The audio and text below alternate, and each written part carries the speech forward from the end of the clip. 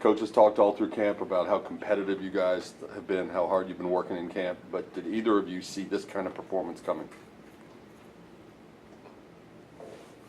Going into a game, you never expect, the outcome to be exactly what you want it to be, and that's one thing Coach Moore's done a great job is, you have an event, which is the game, and then you have the R, which is our response, and then that equals the O, so that's the outcome.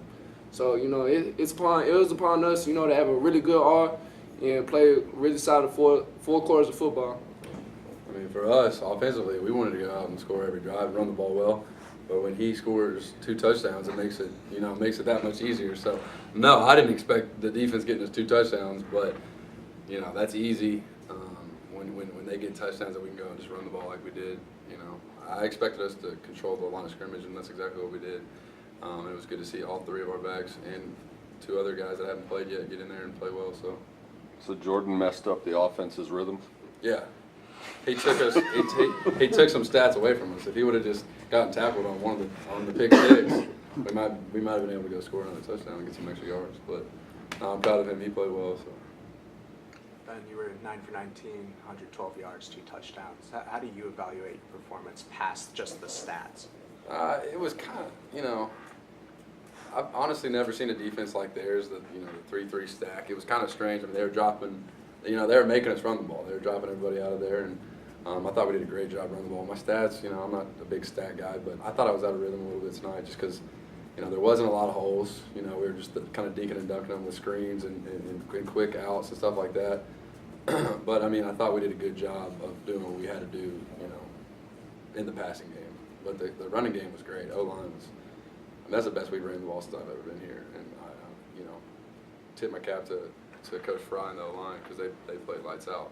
The running backs did what they were supposed to do, hit their holes, and it looked pretty good. So. How about pass protection too? Only one quarterback. Yeah, like I said, the O-line. They've worked their tails off. I'm really proud of them, man. Like I said, I tip my cap to Coach Fry. He's done a great job with those guys, and they've just continued to improve. I'm really proud of them. So you got to keep doing that going forward. Coach Morris, although you got a lot of the first team reps during camp, Coach Morris made a big deal out of not announcing the starter, said he wouldn't maybe make the decision until today. Yeah. When did you find out, and how weird is it for you to prepare for a game knowing that the other guys are going to play even if you're playing well? Yeah, no, it was weird. I knew what he was trying to do in my mind. I kind of had an idea of what was going on. I just prepared. I prepared like I have my entire career, and I went out there every day this week in practice and practiced well.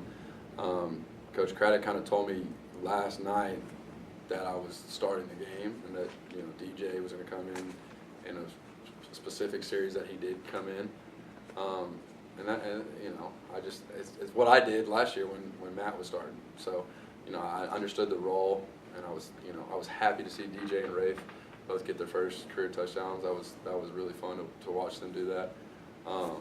But no, the preparation wasn't any different. I was still getting the 1 reps, and I thought we had a good week of practice. So.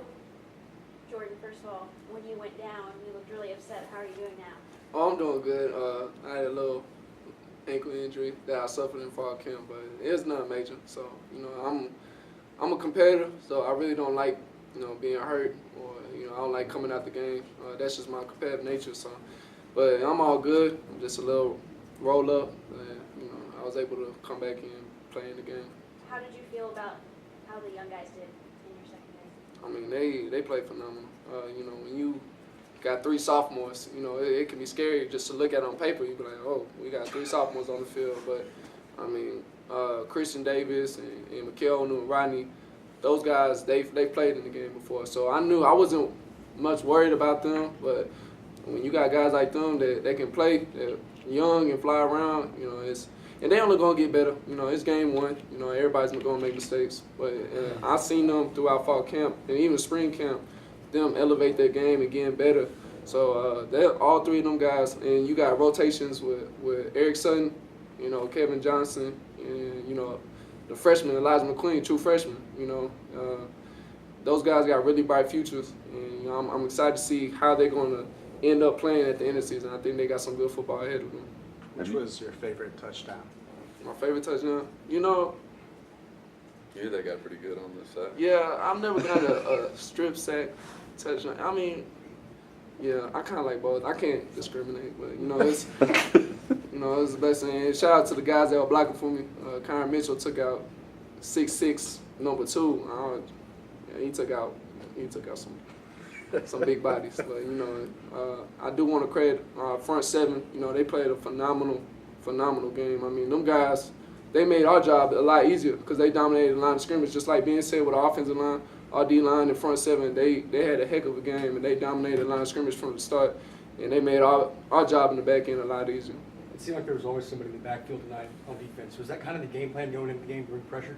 And that's the craziest part. It looked like we brought a lot of pressure, but we really just played our base defense. We felt really confident in our defensive line. Just getting to the quarterback, and then everybody else just do their job. So we didn't really bring that much pressure. And what we did, the linebackers, they got back there and they made plays. It was really great to see because they made our lives a lot easier. Have you ever scored 2 defensive touchdowns in a game before at any level? Probably Madden. I've never scored 2 in the game, but seeing Horace Richardson score 2 touchdowns, it made me last year when he scored 2 touchdowns, I said I gotta get 2 touchdowns. But we did a great job on defense, and you can't do it without the other 10 guys on the field. I need them just as much as they needed me, and I can't be who I am if I don't have those guys. So I want to shout out to the other 10 starters on the defense, and they did a heck of a job. Ben, what's different for you this year as opposed to last year? I think the main thing is just experience, man. Experience is a great learning tool.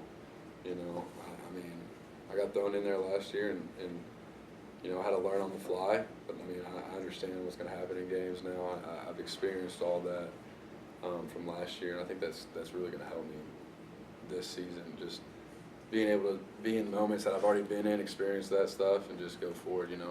I feel a lot more poised. Just a lot more confidence, man. And just experience is a great learning tool, but it helps your confidence. Just playing a lot of games, playing a lot of football, just builds confidence. So I think that's the main thing. So You both talked about the effectiveness while doing things pretty simply tonight, playing a lot of base defense, establishing the run. Was there any talk prior to the game about if you could get a lead, keeping everything very simple, and sort of refining that without showing much for future opponents on film? for us, we weren't necessarily not trying to show anything. We just thought, with their base defense, that 3-3 stack, that's 6 guys in the box, we thought, man, if they're going to give us that, we should be able to run the ball all night. And, we came out some 12 personnel, which with 2 tight ends, which was good, and ran the ball well. I mean, that was our game plan the whole night. It was just to run the ball, and we did that all week. And you asked about showing our hand. We weren't necessarily worried about that, but no, I just think we knew we wanted to run the ball. So. Yeah, and defensively, we really knew that we try to keep it simple because we have a target of missed assignments, that Coach Morris set out for us, and we want to have this amount of missed assignments, and we try to limit the errors. So I feel like our game plan was trying to play base as much as we could, and we knew we would have great success with it. And credit to SFA, they're a young football team, so we knew going in that we had a great opportunity on our hands. But those guys are gonna be good in the future, especially receiver-wise. On film, when you look at them, their receivers is probably one of the best that we're going to see from the FCS ever. So we know we want to play base. We had great confidence in our front seven. And, secondary, we just try to keep it simple. We didn't need to do all this, cover 3 blitzing and cover 4 blitzing and all this crazy stuff. We just wanted to keep it simple, just play football and have fun. The radio broadcast was talking about you and Cortland being roommates and how you took the roommate lead on touchdowns. Is there any friendly competition there between you guys on that? I know Cortland's he's going to have at least 15 touchdowns this year. So I had to get a little head start on him, but the dude's a freak.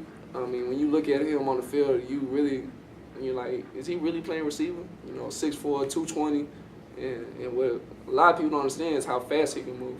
Like he got really good speed. Everybody think he can run like 4.5, 4.6. He mess around running 4.45. Don't tell him I said that though, even though he right there. But you know, going against him, and you know, not just Cortland. I mean, of course Cortland's gonna give everybody his best every day in practice. It's just the receiving unit as a whole. You know, they do a great job making the DBs better, and the quarterbacks do a great job making us better. When you got guys like Trey Quinn and James Prochet, you know, Kevin Thomas, Ryan Gallagher, Shelby Walker. I mean, you have no choice but to get better. So. Yes, the competition, the roommates, we've been doing that for a long time. But I mean, it's just everybody on the field. We translate that onto the field, and we have no choice but to get better. So. And speaking of receivers, how does having all these weapons around you kind of influence how you play quarterback? I mean, when you're playing in this offense, you know we're going to take shots. You know, Coach Morris is known for taking his shots, but it just makes it easier to hit those shots when you got guys, you know, that can catch it and run with it. We got some ballers. We didn't get to show it much tonight, but we got some guys that can flat out go, and it's going to be a good year for all of them. Like I said, we didn't get to show it much tonight, which is fine. It's coming, but we're waiting. It's going to be good. Like I said, we got a lot of guys that can do it, so we got no problem there. Ben, how relieved were you when you saw Prochet come up with that ball, and what do you learn from that play? It was kind of one of their weird coverages that I was late to James, and James made a heck of a catch, and I was obviously very relieved. But that's why I trusted James to go up there and grab it. So that's where the playmaker thing comes into play. You know, I'm willing to make some risky throws sometimes because I know when I trust those guys to make those plays. Sometimes it gets me in trouble. I think we all know that, but. You know, at the same time, I'm not going to stop giving my guys chances to go and make plays. So, yeah, that was it was a big relief when James came down with it. But like I said, I'm always going to try and give him a chance. You know what I mean? So.